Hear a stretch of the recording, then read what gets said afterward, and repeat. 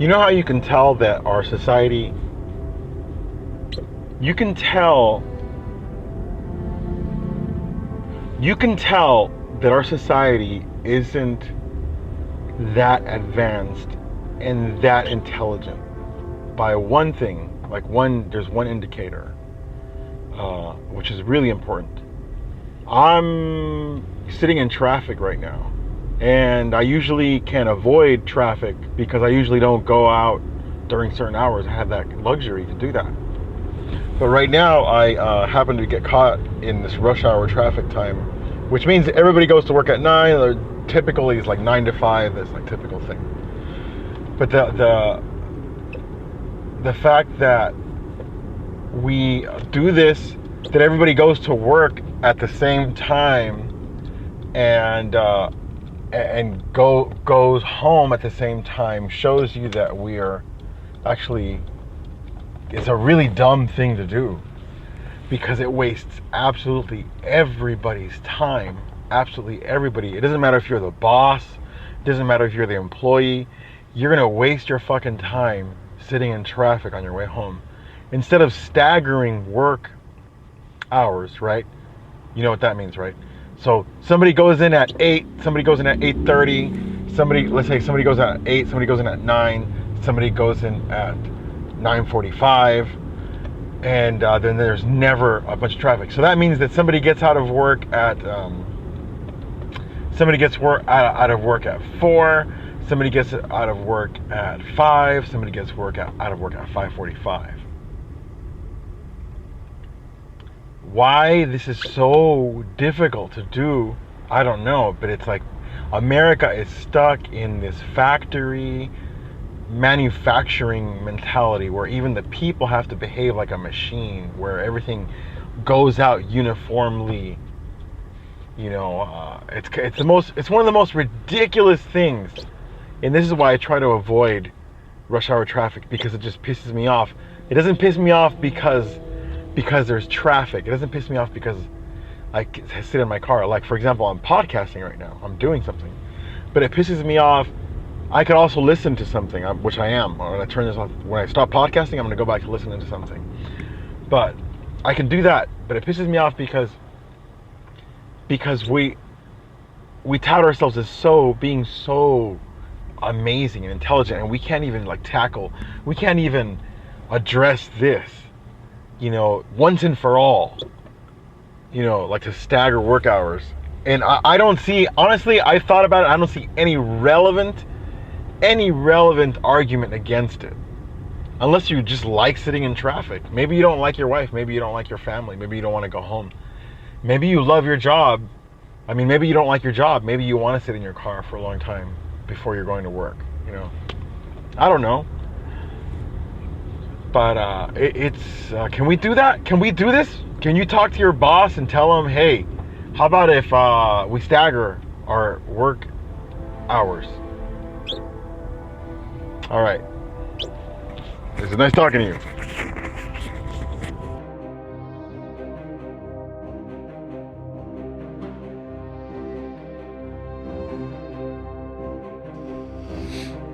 All right, ladies and gentlemen, what's up? What is up? It's late. Everybody's asleep in my house. Well, almost everybody. Kevin's awake. You know, I just got done with my gig at the Casbah. I saw Charlie at the Casbah. What's up, Charlie? If you're listening to this, I saw Mitchell. I saw his lady Ryan. I saw a few people. I saw Eliana.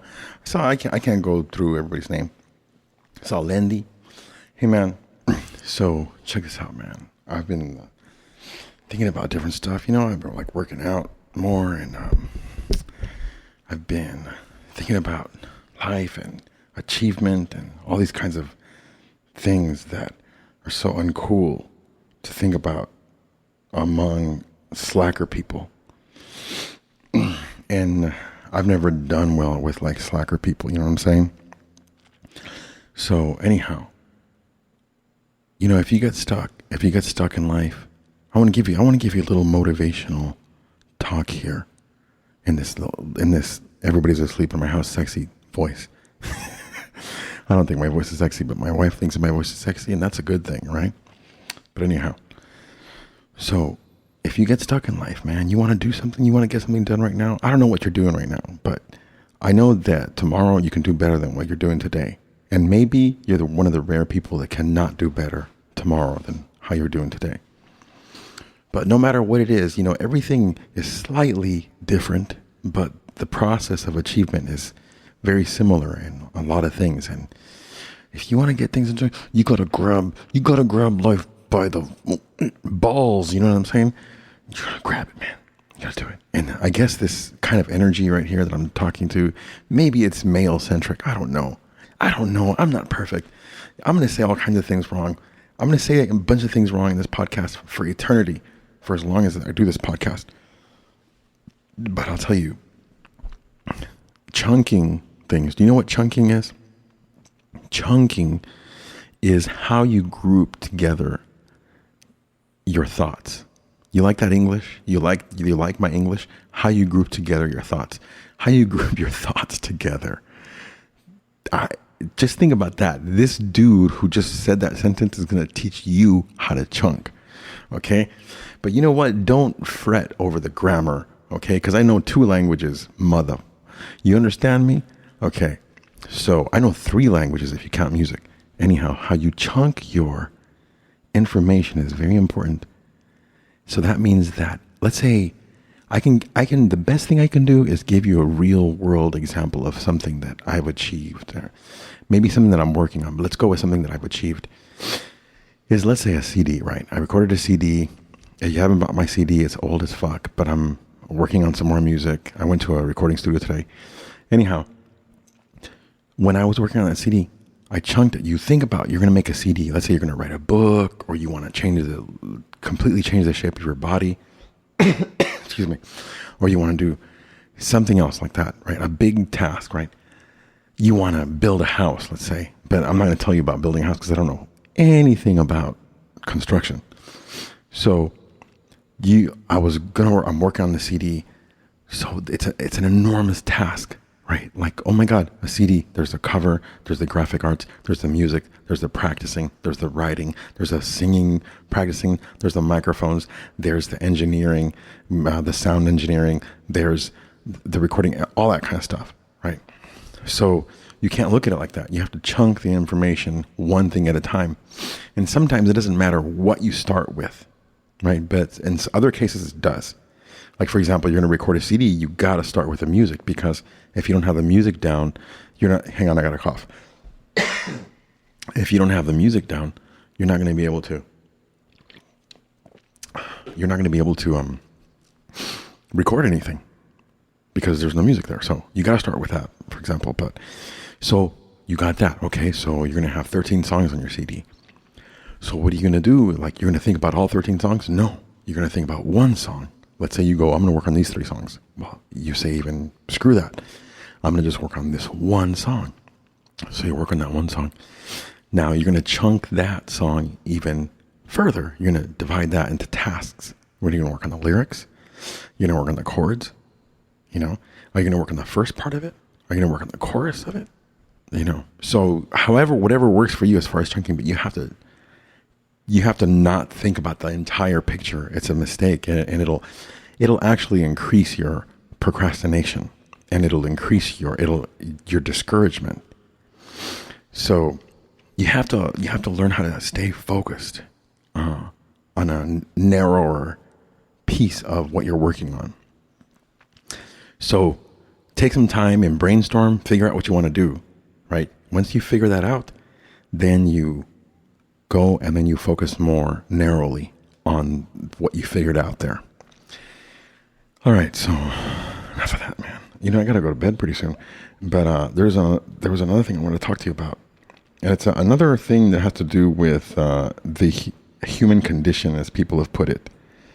And I'm going to burp right now, but I shouldn't burp because I'm on the microphone. Excuse me. Okay. So one thing as I was... Damn it, this fucking song came on again. Excuse me. I'm sorry about that. The theme song came on out of the blue.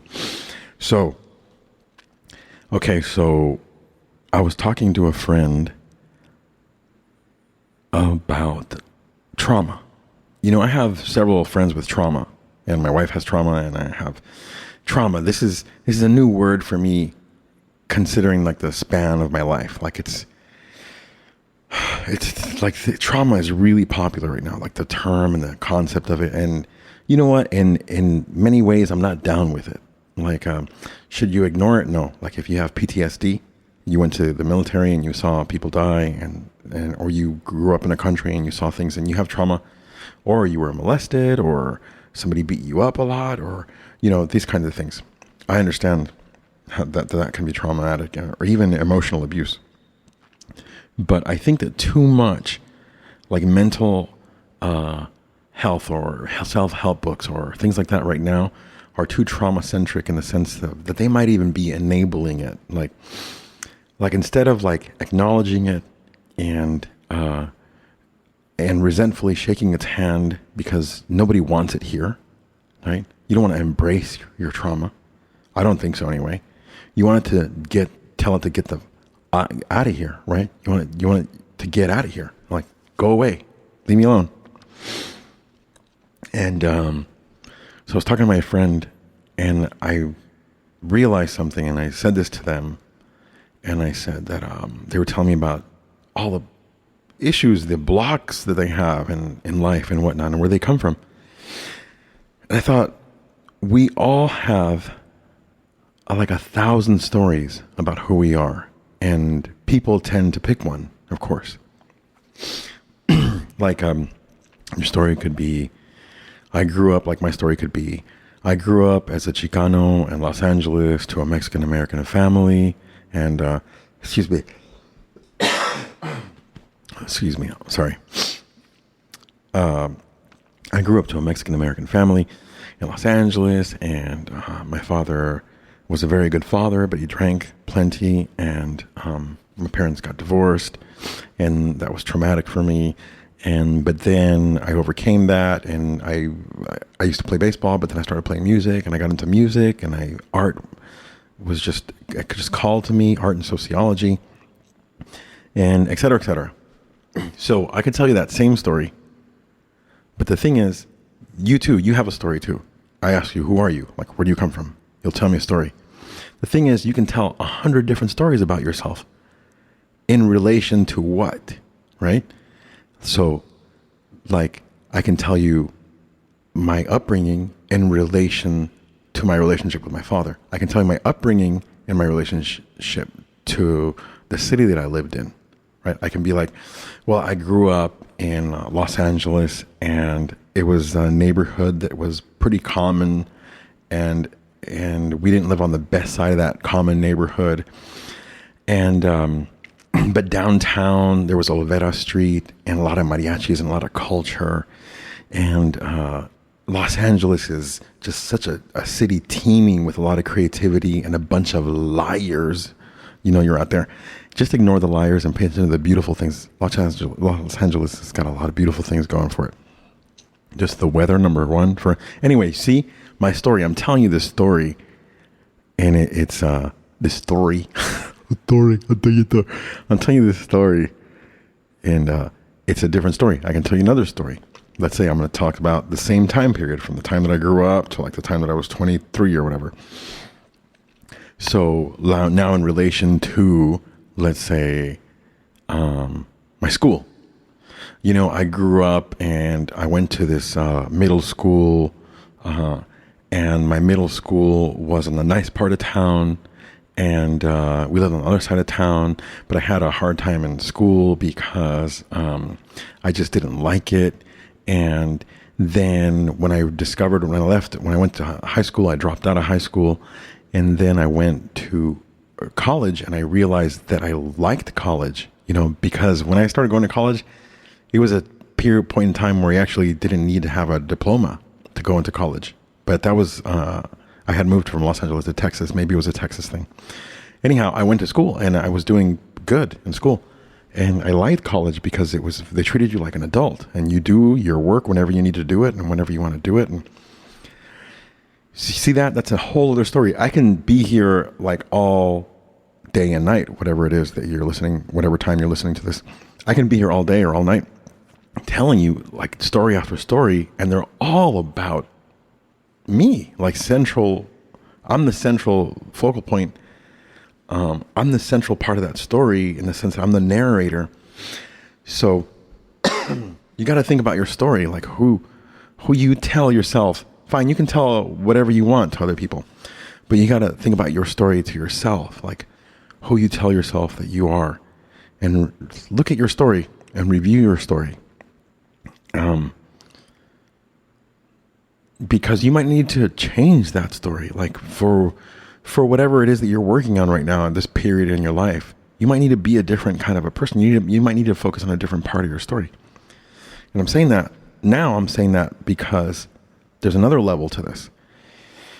I was also telling my friend that there was this book that I got when I was maybe 19, right? Or something like that. I would like to know exactly when I got it, but I could figure it out. But this book taught me something. It taught me to recall traumatic moments. The book was about changing your mind, your circuitry, essentially, I guess. And the book would tell me to recall moments in my life. Let's say a traumatic moment, since we're talking about that. We recall a traumatic moment, and the book says, okay, so something happened before that traumatic event. What was it? So you don't remember, right? Well, try to remember. Try to remember. If you can't remember what it looked like, try to remember if there was a smell. If there wasn't a smell, try to remember if there was a sound. If there was a sound, try to remember. If there was no sound, you can't remember that, try to remember a tone or a mood or a general mood of the time. So anyway, you do that, right? And the traumatic thing that happened to you was real. But the thing that happened to you before that was not traumatic, and the thing that happened to you after that was not traumatic, is just as real. So you don't have to hang on to the traumatic memory.